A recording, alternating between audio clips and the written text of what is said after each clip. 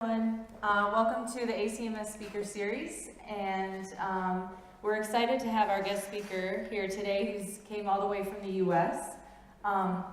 Before I introduce Petya, I will talk a little bit about ACMS and these speaker series that we do. As you know, ACMS, the American Center for Mongolian Studies, is a nonprofit educational organization that supports academic projects and exchanges in Mongolia and the Eurasian region. We organize our speaker series twice a month to promote the sharing of knowledge and research between Mongolia and the rest of the world. This event is supported by our members, the U.S. Department of State, the U.S. Department of Education, the U.S. Embassy, and our partners, the Nazi George Library and the American Corner. In an effort to reach a broader audience, as not everyone can travel to Mongolia for these talks, we are broadcasting our speaker series on Facebook Live. Additionally, we're starting to record these speaker series, and we are going to be uploading them onto YouTube and posting them onto our website. So if anyone is watching on Facebook, hello, please comment, tag, like, and interact. So as I was saying, our speaker this week is Petya Andreeva. She's visiting us from the University of Pennsylvania, where she's a last year PhD candidate at their Department of East Asian Studies, East Asian Languages and Civilizations Department. Her main research interest is in the cultural and artistic exchange between nomadic entities and sedentary empires in Eurasia. She is particularly interested in the construction of burial space and its role in the intersection between politics and spirituality in the ancient world. So I will now hand it over to Petya for her presentation. Thank you, Trisha. Can you all hear me? Okay. Good evening, everyone, and thank you so much for coming to my talk tonight. I would like to thank the American Center for Mongolian Studies for their wonderful hospitality and for giving me the opportunity to share my research with you tonight. Today my discussion will focus on the significance of Iron Age luxury objects, particularly headdresses and other regalia which was placed directly on the bodies of elite members of the highest echelons of nomadic society along the Chinese northern frontier and further west.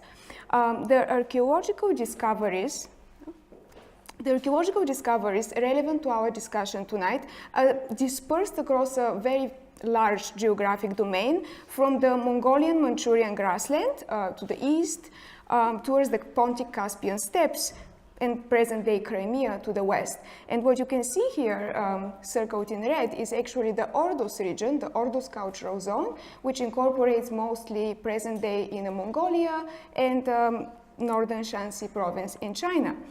Now, I'm going to preface my discussion by pointing out that while traditional scholarship refers to the groups which occupy these territories by loose generic terms based on mentions and references in later received texts from Greek, Chinese, and Persian traditions, terms such as Saka, Xiongnu, Scythians, Sarmatians, some of which you can see on this map, actually very often umbrella terms for smaller groups which often have little to do with each other and share only overlapping migration routes.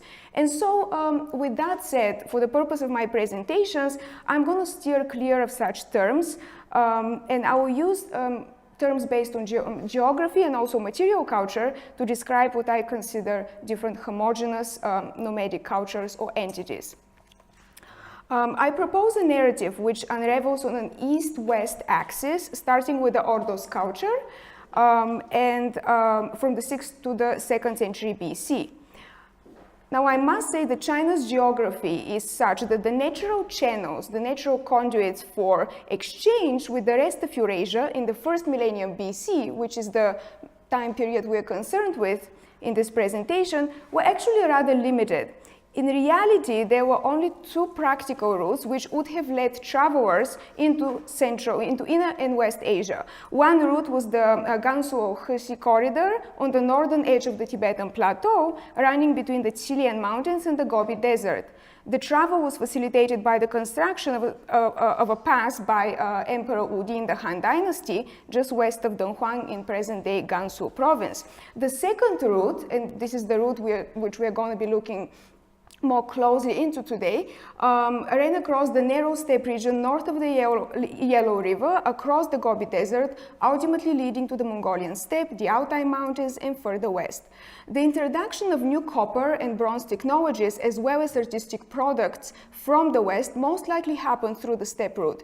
The principal movements of nomads between the 7th and 2nd century BC started from the Mongolian Manchurian grassland, specifically the Ordos Loop, which was a strategic center of nomadic activity. And before we start looking into the sites, into historical archaeology, which provides us with the main sources for the study of what was happening in the region, I would like to point out something related to the textual traditions, which may shed light on what was happening in the Ordos Loop in the 1st millennium BC. There does not exist any clear historical record regarding the nomadic groups which occupied the Ordos cultural zone, or even the zone of the Mongolian steppes in the late Bronze and early Iron Age. The only two references to the group which occupied Ordos in present-day Inner Mongolia actually come from the records of the Grand Historian, which briefly mentions that the vicinity of what would be present-day Talhon Bala in Inner Mongolia was once inhabited by nomads called Linhu, or the Hu, the barbarians of the forest. One of the sections of the records of the Grand Historian, which is Memoirs to the Xiongnu, mentions them, and you can see that in this long text here, which I'm not going to go over, mentions them in passing. So you can see that the bolded area over there is the only reference to the people which happen to occupy the Ordos region. And they're mostly mentioned, they're located in with regard to other nomadic groups which were occupying the Chinese northern frontier. In the same section later on, they're mentioned briefly one more time, and they're mentioned as being defeated by the state of Zhao in 265. Afterwards, these Linhu people, who are supposedly active in Ordos, were never mentioned by Chinese historians. And no clear correlation between the Ordos nomads who were active between the 6th to 5th century and the 3rd century BC, and the later Xiongnu, who succeeded them in the region, has been evident from these written documents. And so very often when one goes to museums, we'll see different plaques which were excavated from Ordos, and they have been dated to, let's say, the 5th to the 4th century, and they have been labeled as Xiongnu. And in fact, that's quite erroneous, just because there is no clear record of whether such a relationship actually existed. So we will start looking at some of the excavations associated with the material culture of the Ordos people. An archaeological expedition in 1972 uncovered around 200 golden objects in the sandy lands of a commune near Alukaideng, a vast area of grassland located in the Hanging Banner of modern-day Inner Mongolia. This is situated in the Ordos Plateau at the edge of the Mu'uz sandy land. Various regalia were excavated here, but the highlight of the discovery is a golden headdress embellished with animal motifs, which you can see on the screen. The idiosyncratic headpiece consists of a cap-like upper segment, which is attachable to a second component, a spiral base which functioned as a headband. The whole piece would have been sewn onto a larger textile and placed on the individual's head, thus probably serving the function of a crown. To be... It's a little... can you see properly? Oh, it's the pictures, I guess.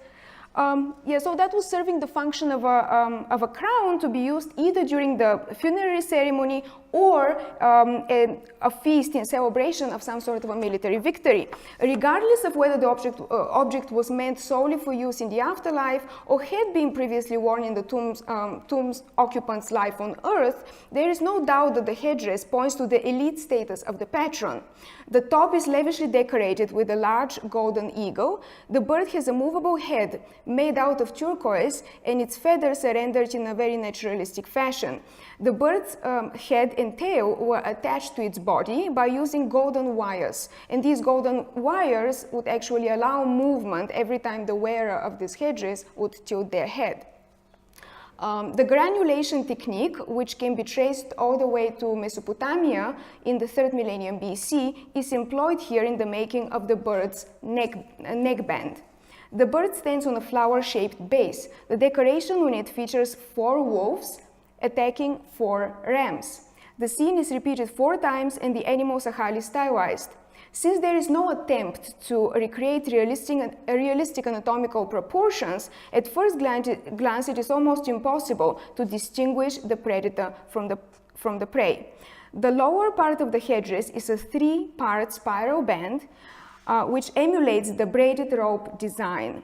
The very end of each band culminates into the image of a different animal. We have a ram with curved horns, a kneeling horse, a crouching wolf with slightly exaggerated snout. The placement of these images emulates the notion of dynamic transformation rather than animal combat, in which animals hunt, bite, or devour each other. So this is the first example where our traditional understanding of animal style is small portable plaques where we see animals fighting each other or devouring each other is actually being challenged, because we don't really see that in a lot of the headdresses and regalia excavated in elite tombs in the Ordos region. I should note that this braided rope pattern that's more clearly seen to the right is an approach to decoration common among various peoples, especially people who lived in the Altai region, such as the Kazakh culture. Whereas the decorative pattern is pretty much the preserve of steppe cultures to the northwest of Ordos, on the other hand, the presence of a bird at the very top is somewhat reminiscent of Zhou Dynasty Chinese bronzes. So in this piece, one really observes a symbiotic relationship between artistic elements which were characteristic of sedentary and nomadic cultures inhabiting neighboring geographic regions around the 5th or 4th century BC. Equally successful is the conscious attempt on the part of the craftsman to arrive at symmetrical mirror compositions in the 4 golden plaques which were originally attached to the belt of the deceased. The objects show a clearly defined vertical axis which separates the scenes into 2 mirror reflected images, while the optics of the head ornament create a spiral top to bottom axial order that unravels the narrative in a gradual and meandering fashion. In the plaques here, the vertical arrangement manifests itself in a simple mirror image.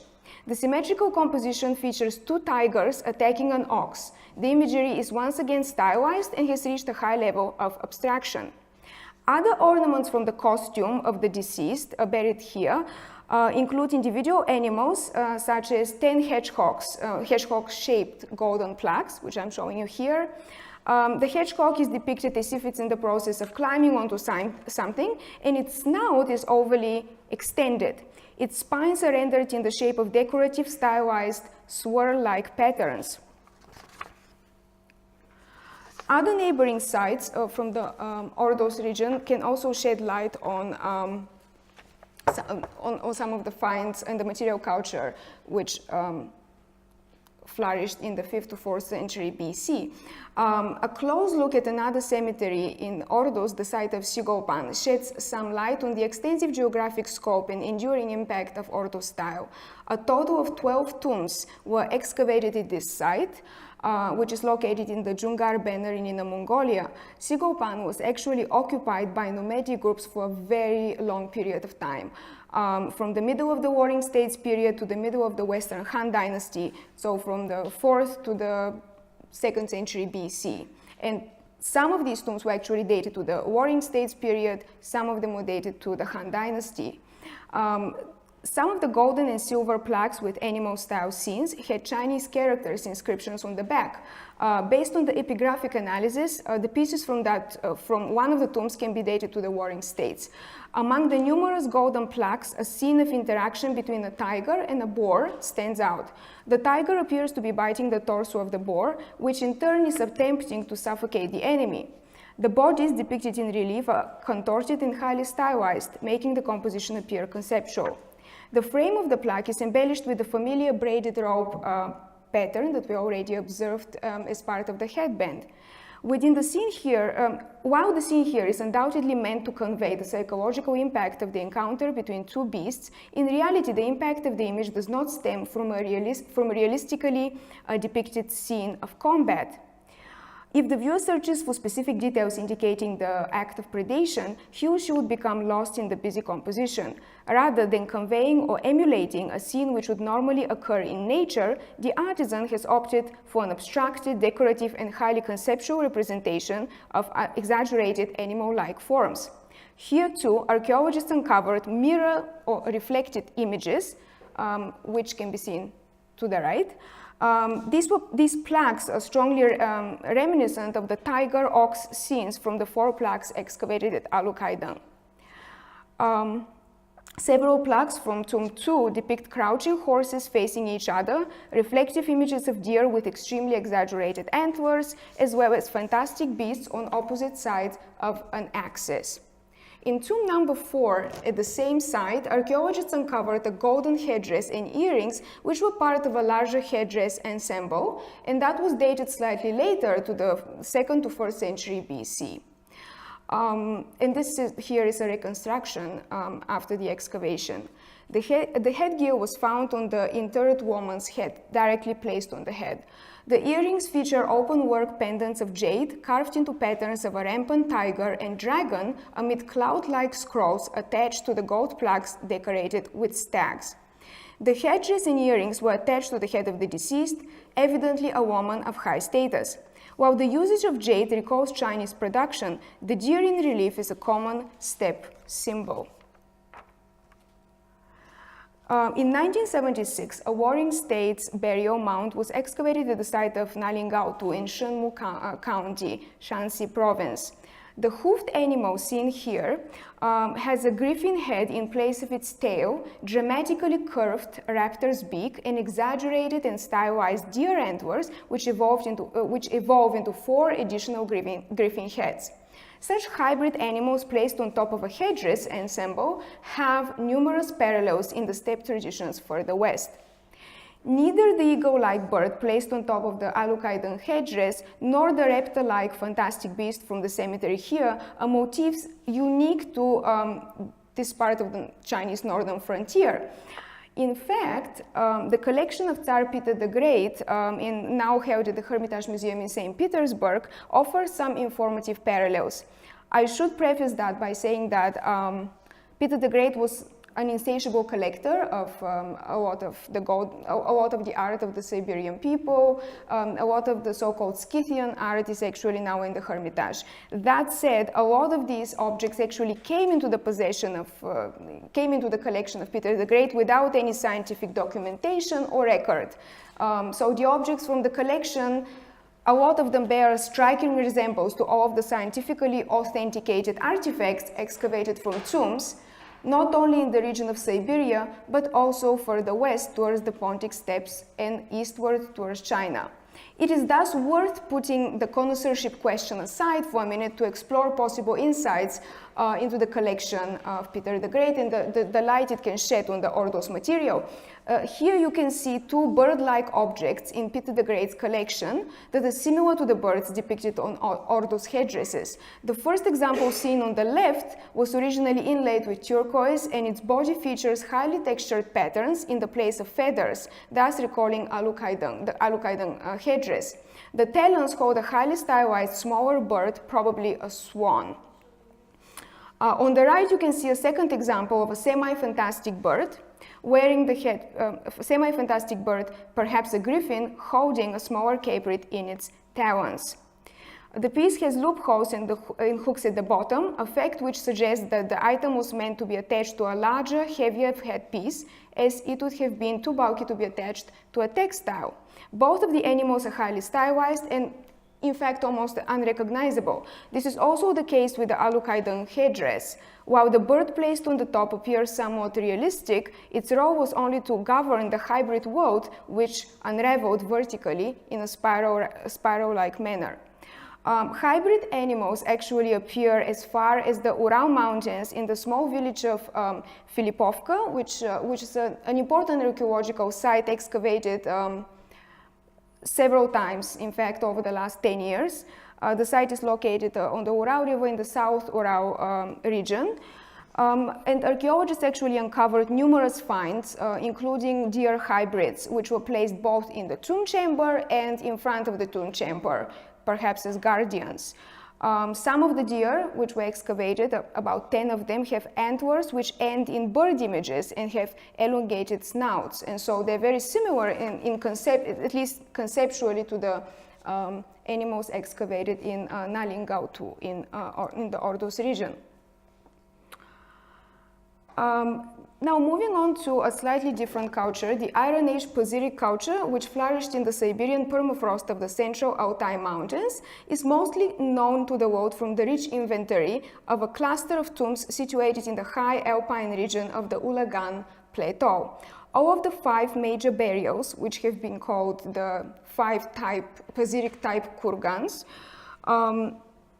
were accompanied by a number of smaller auxiliary burials, which were severely plundered prior to the first systematic excavation, which was led by the Soviet archaeologist Rudenko in 1927.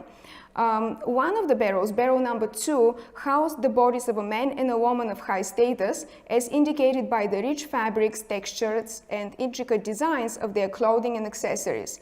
Both tomb residents were wearing lavish attire made of leather, fur, and felt, complemented by accessories made of gold foil-covered plaques and cut leather. The female headdress you see here is made of a hoop-shaped covering embellished with leather lozenge shapes and painted fur, with a diadem of standing leather birds placed on the top of the arrangement. Pazyryk tombs contained a number of finials in the shape of a griffin holding in its widely open jaw a stag with dramatically exaggerated antlers, which in turn evolve into the familiar hybrid animals with raptor beaks and small antlers. One finial was likely meant to be attached to the top of a larger headpiece, and also features a griffin holding a stag's head and with stylized antlers in its menacing jaw, seen here to the right.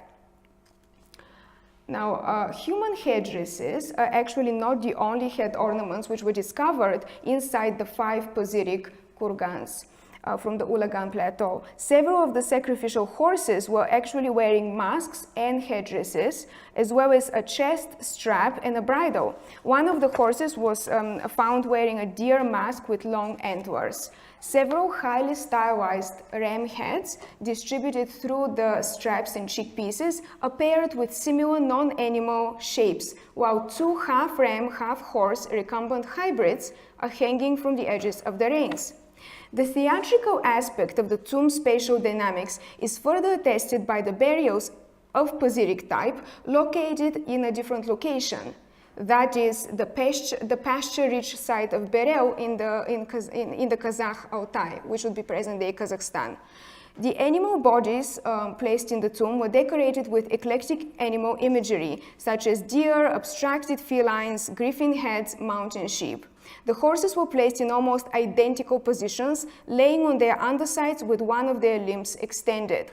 The presence of round-shaped marks and traces of perforation on the animal's forehead indicates that the horses must have been sacrificed as part of the burial ceremony. The harnesses, saddles, and bridle ornaments were positioned on the horses meticulously, revealing that perhaps the placement of the embellishments were instrumental to designing the space in the afterlife. In all cases, they were placed exactly in the same manner and on the same parts of the head. A reconstruction of the Berel tomb site shows the presence of several feline masks of various shapes placed at the back of the horse's head. Some of the horses also had forehead plaques in the form of a feline predator's head, combined with the figure of 2 polymorphous creatures. The dramatic visual impact of the placement of a horned mask of the Pazyryk type on the horse's face is enhanced by the incorporation of the mask-like plaques into the decoration of the rest of the head. Overall, the viewer is confronted with the theatrical look of an active performer in the ritual space in the afterlife. The traditional narrative considers these 5 Pazyryk barrows discussed above to be the nucleus of a larger entity called Pazyryk culture. And so here you can actually see an image from another tomb, which is the Tuekta burial, which is situated in the Tuva basin, and which yielded a lot of mask-like ornamentations placed on horses, which remind of or recall the excavated artifacts from the tomb of Bereu. I will say that the southeastern Altai mountains, that specific region, and specifically the Ulandrik Valley in the Tuva Steppes, are home to some of the most lavish tombs, which are also associated with the nomads of the Pazyryk culture. Of particular relevance to this study are the burial mounds of Ulandrik and Tashanta, which are located in the Tuva Steppes. At the highest point of the Tuva steppe region, Soviet archaeologists had uncovered several burial complexes with multiple kurgans spread throughout each cemetery. The tomb occupants were men, women, and in one case a child, occasionally but not always interred with horses. In one of the barrows, a man had worn a carved wooden diadem decorated with hybrid animals. 2 confronting seated stags are visually separated by feline heads and also attacked by 2 horned feline creatures, which in turn sprout into raptors' heads. There exist several different physical and figurative axes along which the narrative develops. This is not a traditional narrative of predatory hunt or a violent combat scene. The only implied element of predation appears at the 2 ends of the headpiece, as the rapacious yet anatomically inaccurate fantastic felines open their jaws to bite the stags. The burial from another side, the site of Tashanta, kurgan number 4, which is dated to around the same time, 4th to 5th century BC, has yielded a similar diadem with 2 recumbent hybrid zoomorphs facing one another. And lastly, a third example, which recalls the examples excavated in Tuva Steppes, was excavated recently in the Olonburingol number 10 in the Mongolian Altai. A joint German, Mongolian and Russian expedition in northwestern Mongolia discovered this complex, and one of the tombs contained a large number of weaponry and decorative objects, and this happens to be one of those decorative objects. It was an wooden torque that would have been placed around the neck of the deceased. And here is another example from the Tuva basin, which is, as I already mentioned, is a culture which has yielded a lot of objects quite reminiscent to what we see in Pazyryk, specifically the way the antlers of the deer are being depicted here. The Pazyryk cultural remains encompass a large geographic region which extends well beyond the Ulagan Plateau. The area stretches into the region of the Mongolian Altai, south of the Ukok Plateau of the Kosh-Agach region. Here, the main burial sites associated with the Pazyryk culture are Ak-Alacha and Kuturgundas. They are all situated on a high area of summer pasture under the slopes of Tavan Bokht, near the modern border of China, Kazakhstan, and Mongolia. Specifically, Ak-Alacha, barrow number 3, contained the body of a royal woman who has since come to be known in popular culture as the Siberian Ice Princess or the Siberian Ice Maiden. And in fact, she was featured in the New York Times, CNN, I believe in the early 2000s. The woman interred here was once buried in a large wooden coffin, which consequently happened to fill with water and froze, hence the incredible level of preservation of this organic material. The archaeological team reconstructed her headdress, a complex ensemble built around a stiff wig with tiny wooden birds topped by an extension. A wooden torque representing a griffin and snow leopards was placed around her neck.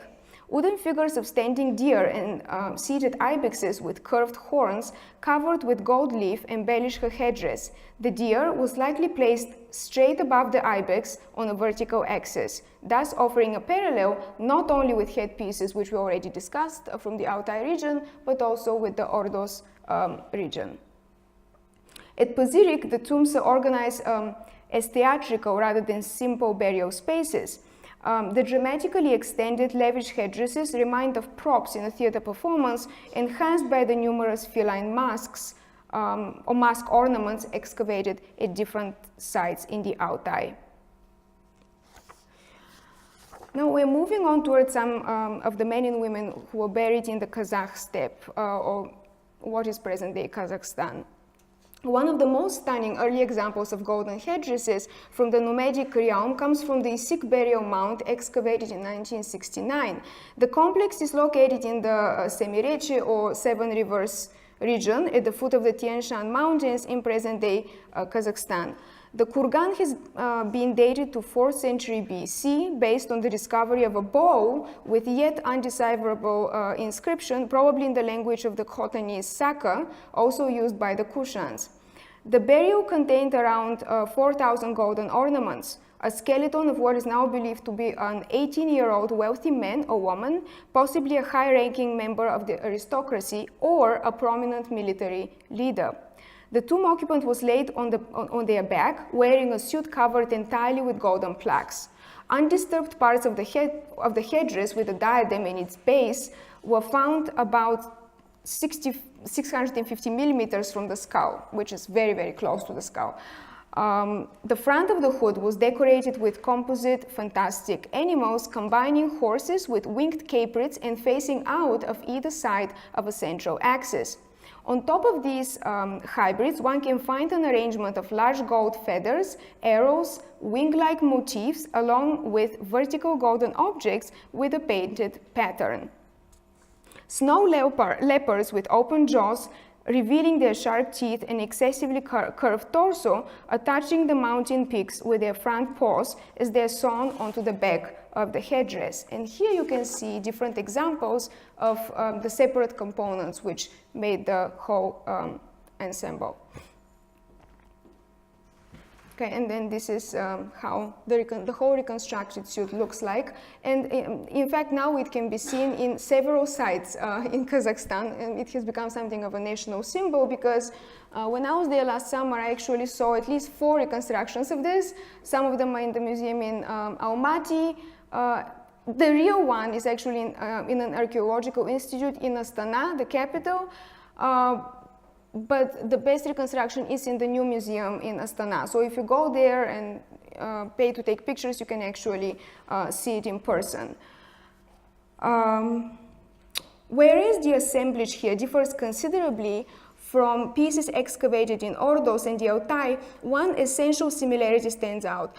In both cases, the headdress recreate a vertical order that places a single realistically depicted animal on top and unravels further down in a meandering fashion to reveal scenes of dynamic change that would ultimately lead to a final stage of transformation. Since the excavation at Issyk, 5 other golden suits like this have been uncovered and reconstructed in Kazakhstan in various sites, both central, eastern, southwestern and northwestern Kazakhstan. The one furthest away from the group of burials discussed so far is the 2012 excavation at the Taksai Cemetery Complex in the Terikty district in present-day Western Kazakhstan. And this has been dated to 6th to 5th century BC. From the site, archaeologists unearthed the golden ornaments worn on the garment of the tomb occupant, who was most probably a princess.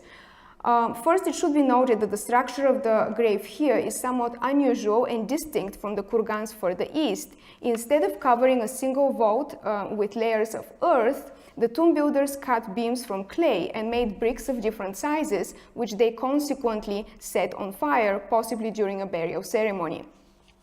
Another unusual feature of the placement is the placement of a com with a battle scene depicting human figures engaged in some sort of combat, and that was placed in a wooden box together with a knife. Both sides of the wooden comb are decorated with images depicting a chariot facing a single-footed warrior in full armor. The chariot is drawn by two ram-headed horses. The two men riding in the chariot are wearing flat caps with coverings for the ears, whereas the enemy's headgear is pointed and tied under the chin. The realistic and epic quality of the scene could be the result of Western Asian borrowings and may indicate that the comb was a gift from the lands of the Achaemenid Empire. The depiction of the men, particularly their headdresses, echo the human figures represented at the Apadana Palace built by Darius and Xerxes. A scene depicted on one of the reliefs on the southern side of the eastern staircase shows a procession of men of nomadic origin as indicated by their pointed caps. These men are identified in most literature as Saka. The Persians were clearly familiar with the personal appearance, customs, and material culture of various nomadic groups, as evidenced by the depiction of people wearing different detailed outfits. In fact, the Achaemenids might have employed craftsmen from far-flung parts of the empire. In addition, multiple metal objects with Urartian inscriptions exhibit scenes with chariots and processions similar to the Taksai example. And another part of the staircase at the Apadana Palace, as you can see to the right, actually includes an animal combat scene, just a larger version of something that we would normally see in a plaque excavated from steppe burials. The woman at Taksai, and the person who was buried there, was buried with two female guardians. She was covered by a blanket embroidered with hundreds of golden plaques, similar to the Issyk men. Next to the body, archaeologists found a great number of golden plaques, cosmetic boxes, and fragments of what had once been a lavishly decorated headdress. The placement of syncretic animals which combine the forms of a wild sheep and griffin on the headdress and the garment with a single animal on the very top of the assemblage is identical to the arrangements already seen in the previously examined headpieces. Along a vertical axis, one would have placed flying birds and a highly stylized tree surrounded by several horned ungulates. As was the case with the Altai headdresses from the Pazyryk culture, the idea of a tree is central to the composition here. The artisan takes this symbol a step further by incorporating a more literal representation of a stylized tree with a bird perched on top of it on either side of the felt textile. The other golden men and women excavated from various parts of present-day Kazakhstan follow exactly the same decorative pattern or exactly the same visual formula of this kind of vertical arrangement and hierarchical placement of animals.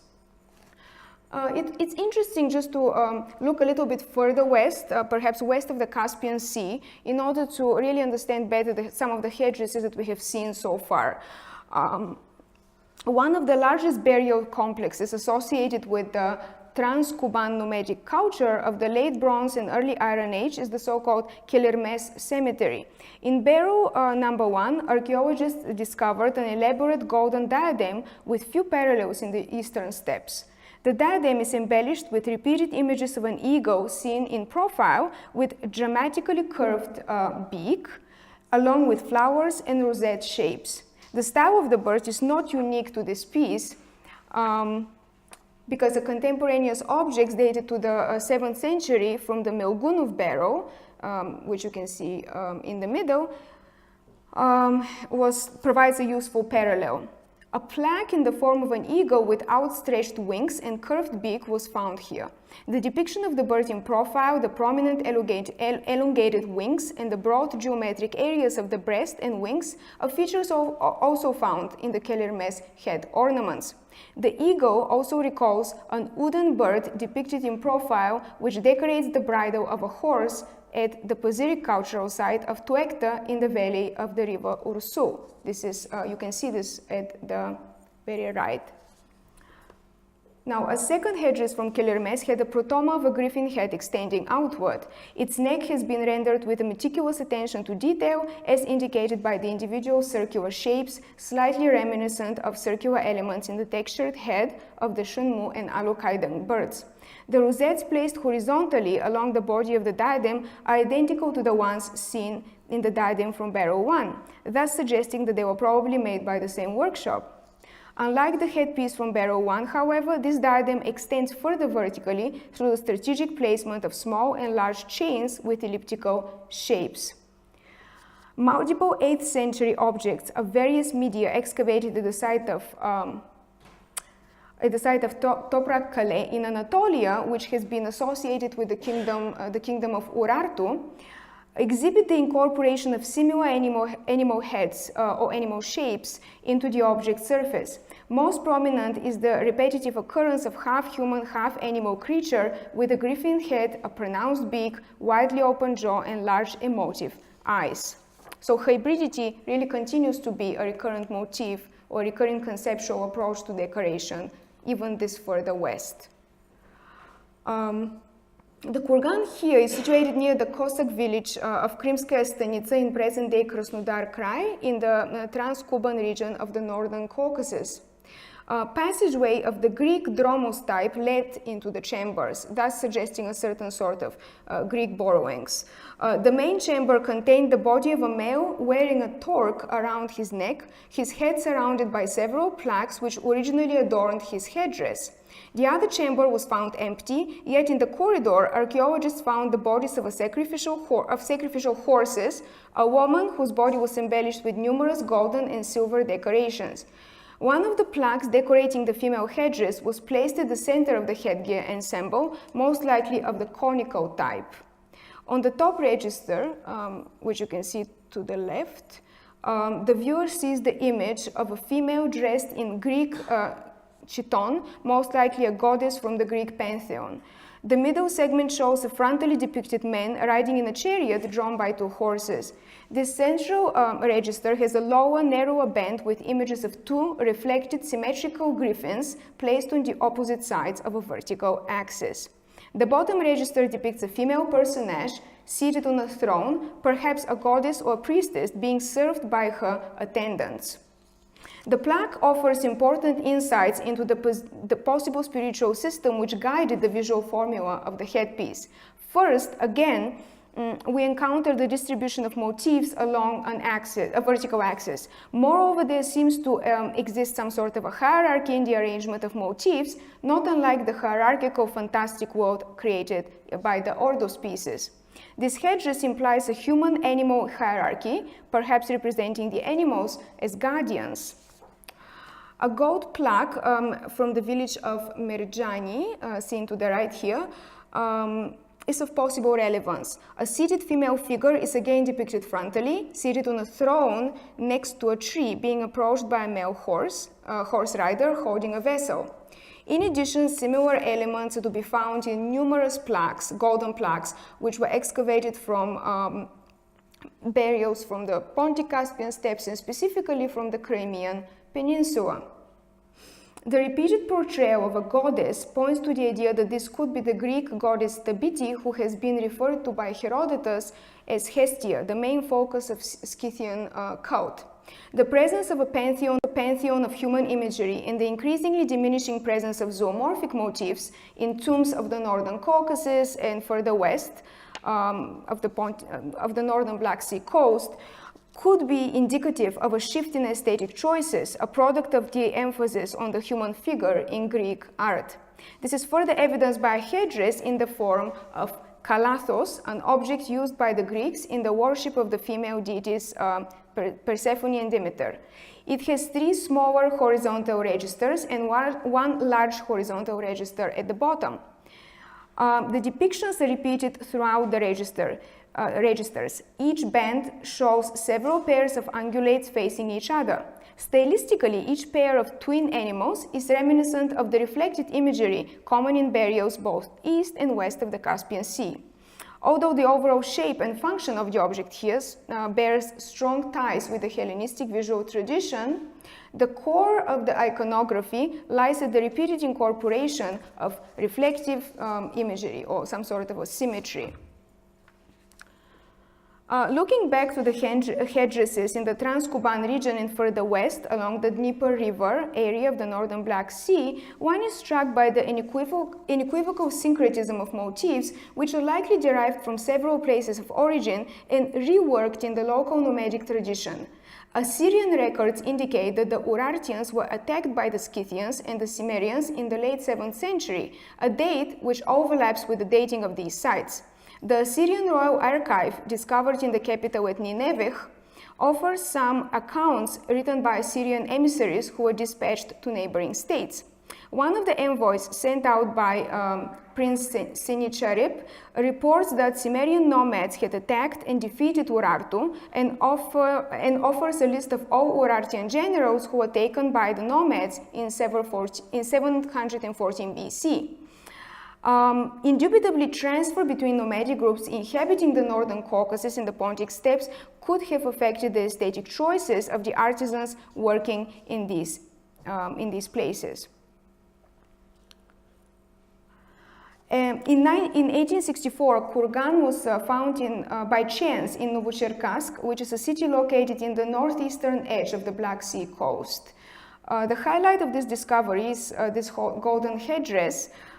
Separate plates are connected with hinges and inlaid with precious stones and colored glass, which is an innovation that we haven't really seen before because we don't see as much inlay either on the eastern steppes or other places in the Kazakh, other places in the Pontic Caspian steppes.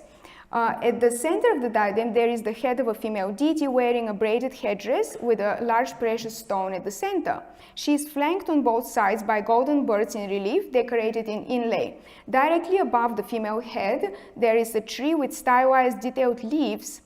The tree itself is flanked by two golden stags perched on the edge of the diadem. Behind the stags, on one side, there is a pair of a stag and a half-stag, half-goat hybrid placed on opposite sides of a tree. The bottom of the headdress is decorated with rings holding hanging rosettes, which in turn attach to amphora-shaped pendants. The appearance of the second tree with heart-shaped pendants in place of its leaves, however, is not a motif that we do not encounter in other sites. As you can see here, this motif of the heart-shaped leaves appears to have developed later on, perhaps at the beginning of the first millennium CE. The tree in the Novocherkassk crown is an early precedent for the headdresses in the tombs of the Turkic Siembe people who succeeded the Xiongnu along the Chinese northern frontier, starting from the 1st century CE. Moreover, one of the crowns excavated at the Greco-Bactrian necropolis of Tile Tepe in modern-day Afghanistan, dated to the first half of the 1st century CE, is technically and visually reminiscent of the tree in the Novocherkassk crown. One gains a further insight into the polychromic animal style in the Novocherkassk headdress when considering it in the context of other precious items excavated from the same kurgan. The Hoklach finds included a torque and a pair of bracelets, both of which were decorated with various real and fantastic animal images inlaid with semi-precious colorful stones. The torque consists of two parallel bands of fantastic beasts. The animals are, for the most part, highly abstracted and difficult to identify. On the upper segment, a wolf with an extended snout is biting into the back of a griffin, with an exaggerated beak and an unnaturally twisted torso. In this case, the strategic inlay of semi-precious stones accentuates specific parts of the animal, an approach to decoration that we haven't seen before. So the animal's ribs are inlaid with turquoise, the ears with coral, and the eyes with transparent glass. The usage of polychrome inlay is also seen in the execution the execution of elaborate bracelets from the tomb. The spiral objects consist of several wires with wide ends which are embellished with friezes of animals. The limbs of the beasts are inlaid with turquoise. Another example of using polychrome inlay to emphasize anatomical parts of the animals. Spiral torques were among the most common artifacts, in fact, which embellished the bodies of the tomb occupants, both east and west of the Caspian Sea. And they would usually just accompany these headdresses. So the tomb occupant would have a headdress on, and then there will be a torque placed around their neck. A great number of spiral-shaped torques with zoomorphic terminals, usually terminals of feline heads, often inlaid with semi-precious stones, entered the collection of Peter the Great as gifts from the governor of Siberia, for example. In terms of shape, size, and design, these are almost identical to the spiral torques from the golden men of the Sikh burial. The torques were usually meant to be worn together with a headdress. The repeated ring shapes coupled with the gradual meandering movement along a vertical axis is perhaps the most long-lasting aspect of head ornaments and torques along the central Eurasian steppes. Additional sets of evidence have come from a tomb complex at the town of Sveshtari in the historical region of Dobruja, which is a plateau situated between the lowest reaches of the Danube and the Black Sea. The area, which is roughly corresponds to present-day northeastern Bulgaria and southern Romania. Herodotus refers to the territory as the land of the Getae and Scythia Minor.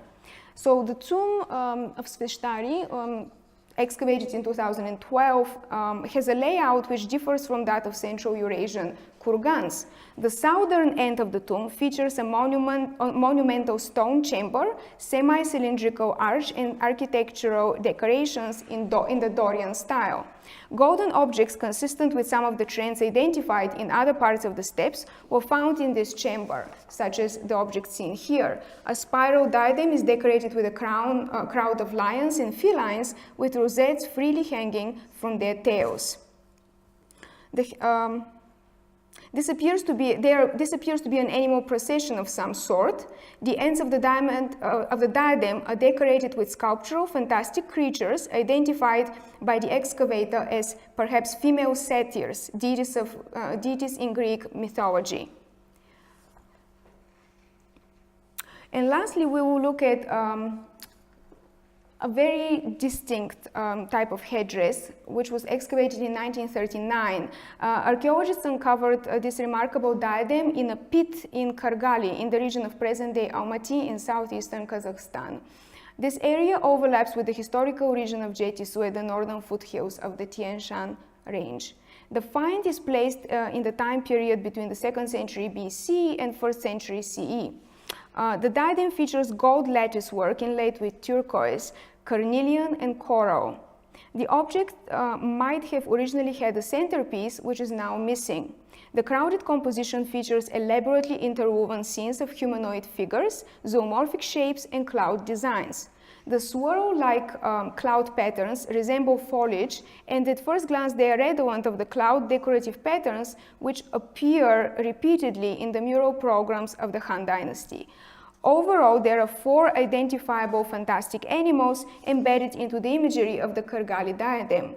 The first and most reminiscent of the Chinese artistic tradition is a dragon of the feline type with a short beard-like protrusion coming out of his head. The beast has opened their jaw and its body is curved forward as if leaping ahead into the distance. The rest of the imagery includes highly abstracted ungulates making their way through the foliage. The animal and human actors in this scene appear to be in tune with the natural surroundings, so much so that visually there is no stark contrast between the foliage and the figures. The foliage almost seems to be emanating from the figures. The fantastic beasts depicted in the crowded composition are extremely similar to the dragons depicted in the Kargali diadem. The major difference between pieces that were seen from that came into Tsar Peter the Great's collection, which are quite similar to this one, and the Kargali diadem, is the form of the so-called tree of life, which does not appear here, but appear in very similar composition. So usually this would be depicted on both sides of a tree, and there will not be any foliage or abstraction. The Kargali diadem has been associated with the material culture of the Usuan people, a semi-nomadic Indo-European group which has been mentioned by Chinese historical sources on numerous occasions. A Chinese connection is certainly at play here. The humanoid figures resemble immortals commonly depicted in Han Dynasty murals and on the surface of funerary objects. The open work and inlay techniques were already widely used in China and most probably came from West Asia and its frontiers at by this time. So to sum up, the headdresses that we see, and obviously they're just isolated cases of what hundreds and hundreds of such lavish headdresses and regalia have been excavated from these sites, but they provide an insight in two directions. First, they kind of challenge the conventional narrative that animal style associated with Iron Age nomads consists solely of small plaques which feature animal predation, and that perhaps had a lot to do with the spiritual beliefs of the nomads who saw animal combat in their daily life and incorporated that as part of their spiritual system associated with the afterlife. In fact, here there is much stronger emphasis on metamorphosis, downward movement, and some sort of animal hierarchy, which perhaps existed as part of their set of beliefs. Secondly, something else that's happening, which is quite important, is that not all of the regalia or luxury objects which were placed on the bodies of the tomb occupants had something to do with spirituality, per se. A lot of these objects, as we see, are actually may have been produced in the Achaemenid Empire, they may have been produced in China. They may have been produced in one of the sedentary neighbors of these nomads. Or they may have been modeled after examples from these sedentary empires by the local craftsmen. So actually having something from so far away and incorporating it into the tomb had a lot to do with politics, had a lot to do with social status, because it revealed the vast network that the deceased may have had in their daily life. And we see that both ways. We see the appearance of nomadic art also in tombs, such as Nalingautu in northern Shanxi province, which I showed you at the beginning, where frontier populations, which were largely sedentary, would incorporate objects which carry steppe characteristics to show that they have a larger span or a large network of connections in their daily life. So what we see here really has a lot to do with, at times, with spirituality, as we see the emphasis on metamorphosis, perhaps going into a different life, but it often has also something to do with politics and the desire to show a certain social stature to perhaps an audience that would have attended the ritual ceremony. So it was meant really to satisfy the expectations of the peers of these elite members of the highest echelons of nomadic society. Thank you.